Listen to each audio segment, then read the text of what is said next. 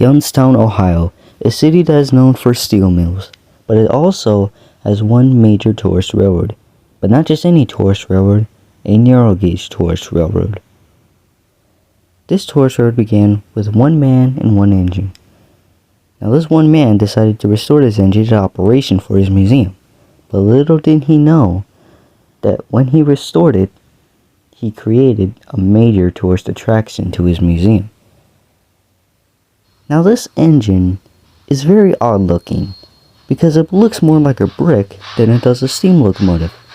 But don't let it fool you because this engine knows how to put on a show. This is J&L number 58, the porter that could.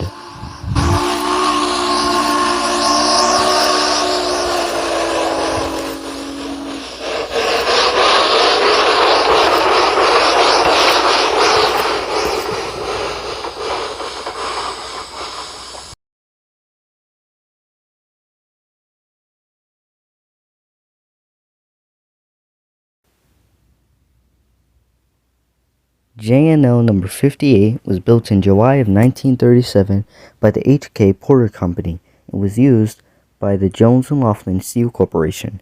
She, along with her other siblings, were used to haul iron ingots throughout the factories.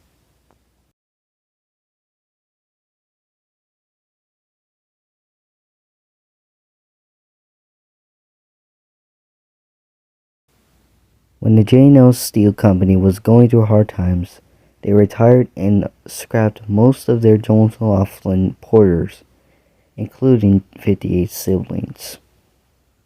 58, however, was one of the lucky ones, as she was being purchased by several owners across the states. But she ended up in Middlefield, Ohio, and nobody ever thought that a J&L Porter would ever run again.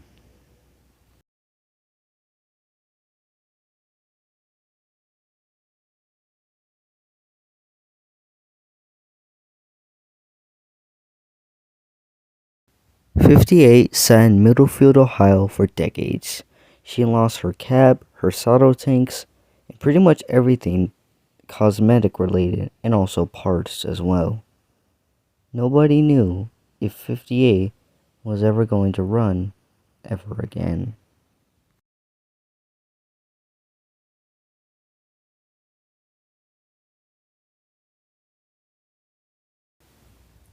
Rick Rowans, the owner of the Youngstown Steel Heritage Museum in Youngstown, Ohio, had sought interest into owning number 58. His goal was to restore number 58 and restore her to operation and use her for his museum to give out rides. She was moved to Youngstown, Ohio in 2015 and restoration had begun.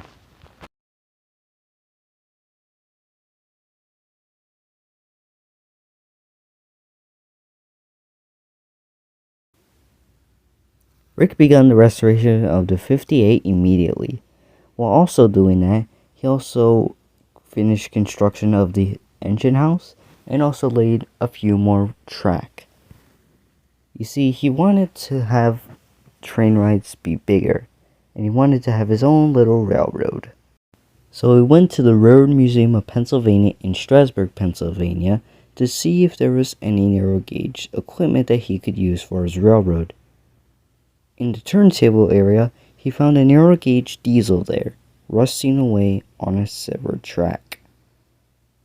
He didn't know what it was, but he could barely see the name Brookville on the locomotive. So he decided to take it home with him. So he made negotiations with the Railroad Museum of Pennsylvania and took it home to the J&L narrow gauge. He also made a new tender for the 58. You see, the 58, when she was in service, didn't have a tender, because porters at the time didn't need tenders.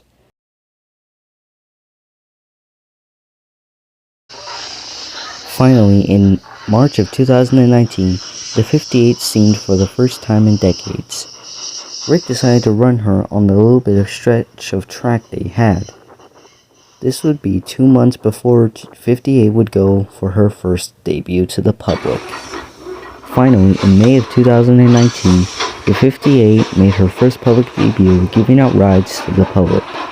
Behind her was a theme park passenger car that Rick bought and used for their rides. Later on, however, they decided to use a different passenger car, but that wouldn't begin until 2022.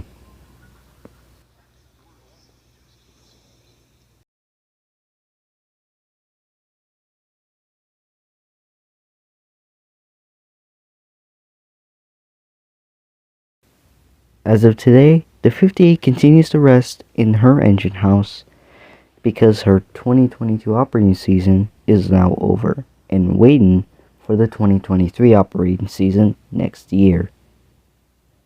The railroad has progressed quite nicely, including track extensions to make the railroad more longer, a boxcar for 58, and also 2 more J&O porters. Those are 57 and number 60. Number 57 is currently under restoration to operating condition, and also with number 60. 60 will be after 57. Rick hopes to acquire J&O number 62, which is located in Colorado. He hopes to get that locomotive and also come to the J&O narrow gauge to also be restored to operating condition. So that way there will be all 4 J&O porters running at the J&O narrow gauge, similar to the Durango and Silverton narrow gauge railroad.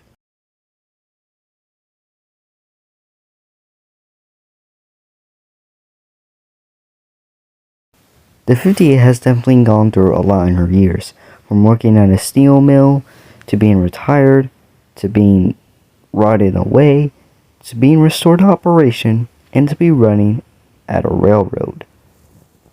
58 has definitely gained popularity, and so has the railroad too. And let's all be hopeful that the 58 will continue to live on for the rest of our lives.